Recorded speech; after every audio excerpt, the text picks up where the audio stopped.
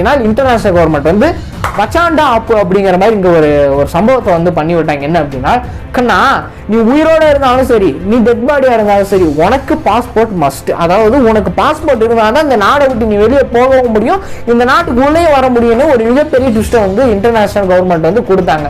என்னடா இப்படி இருக்கு அப்படின்ட்டு எகிப்தோட கவர்மெண்ட் வந்து என்ன பண்றாங்க அப்படின்னா, ஒரு மம்மியோட டெட் பாடிக்கு அவரோட பேரை வச்சு அவருக்கு பாஸ்போர்ட் அடிச்சு எகிப்துல இருந்து பாரிஸ்க்கு அனுப்பிச்சு வச்ச ஸ்டோரி தான் இது. இது வந்து உண்மையிலேயே ஒரு மிகப்பெரிய ஒரு ஹிஸ்டாரிக்கல் ஒரு மிஸ்ட்ரி அப்படின்னு வந்து சொல்லலாம்.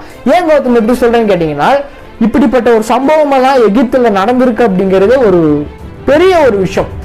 டெட் பாடி, அதாவது ஒரு இப்ப ரீசெண்டா டெத் ஆனவங்களோட டெட் பாடி கிடையாது, ஒரு 3000 years பிஃபோர் இறந்து போன ஒரு மம்மியோட பாடி, அதாவது அவங்களோட உடம்புல இருக்கிற எல்லா பாடி பார்ட்ஸுமே